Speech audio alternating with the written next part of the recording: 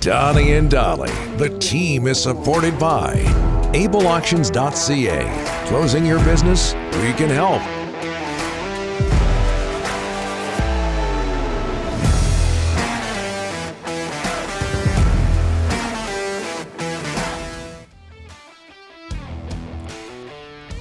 All right, it is Monday, and all of our guests today, including Neil McEvoy, standing by, sponsored by Passant Motors.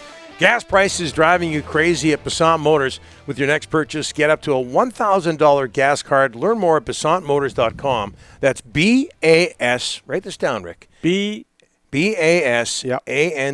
Motors.com. Got it. BC Lions are now 2-0 after Saturday's 44-3 home win over Toronto. They've outscored opponents 103-18 through 2 games. Record-setting performance over the weekend by Nathan Rourke. So much going on, and we're joined now by Lions Co-General Manager Neil McEvoy. Neil, thanks for doing this. How are you? I'm well. Thanks for having me on, guys.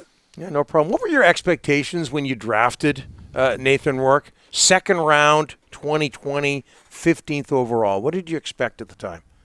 Yeah, you know what? I hate to say it, but as always, when you draft a Canadian quarterback, you have, not that we were second guessing ourselves, but we felt at that time he was the best player available.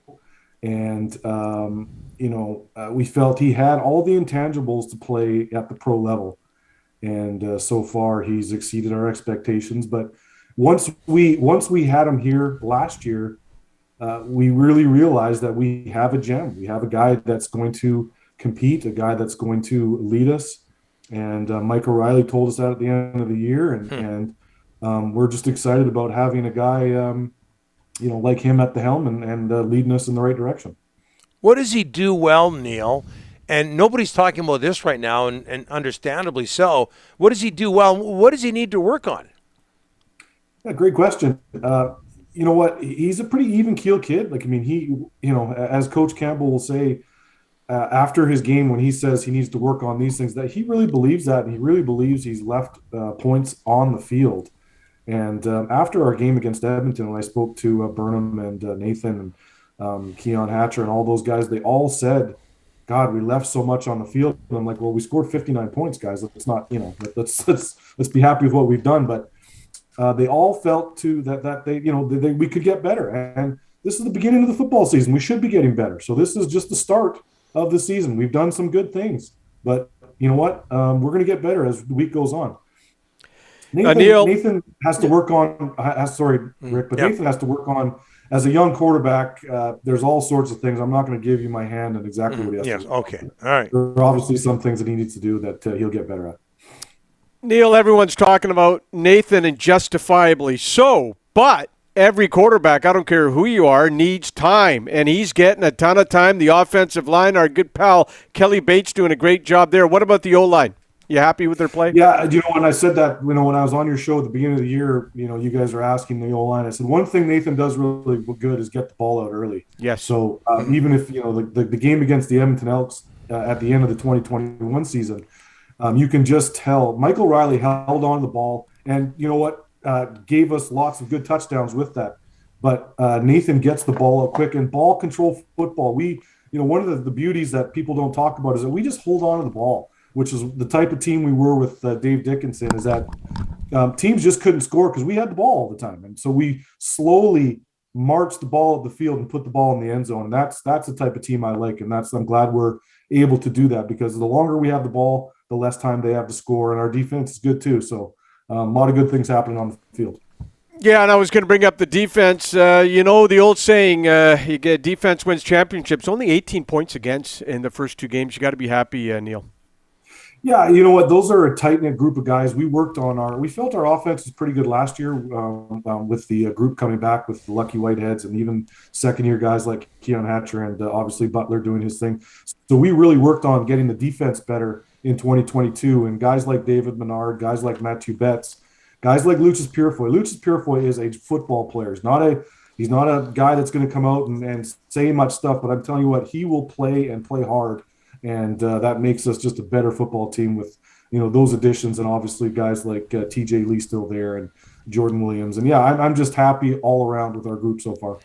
Neil, the only negative from Saturday, Brian Burnham, James Butler, Bola Combo, they all get hurt late in the first half.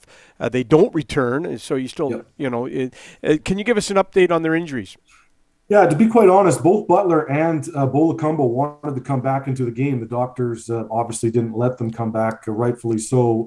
Bo hit was pretty horrific, and James Butler got hit under the, he did get hit in the chest, but they just felt the whiplash was, they wanted to keep him out. But both those guys after the game, I was upstairs watching from the booth, and so when I came to the locker room and saw both of them in the locker room post-game dancing and counting, do all the stuff that we do after wins, both those guys were a part of that process.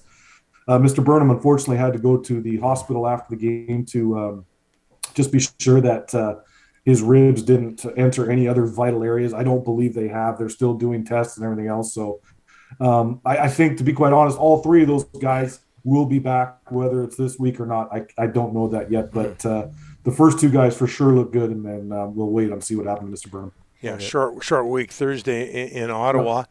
Hey, and Neil, what's your take on the difference? I know it's not your department, but your take on the difference between the attendance in Game 1 versus Game 2? Yeah, you know what? I'm a positive guy, and to tell you what, all I can say is that being with this team for as long as I have, almost 26 years, I've seen a lot worse things happen at BC Place Stadium. And Saturday night, every one of those fans were excited. Every one of those fans had a great time at the game, whether it was the DJ, whether it was the halftime show, whether it was the football game. There was no one that left that game unhappy. So, you know what? I'm going to build on that. We had a good group of young fans. Okay, so if you would have asked me this 10 years ago, it would have been, all the old guys in there. I tell you what, it's a young group of fans, and we're just going to work on getting more and more of them in there because we're playing exciting football, and fans are going to want to come and see us. Agreed. Neil, thanks so much for this. We'll get you on soon. Yep. Get you on again soon. Thanks.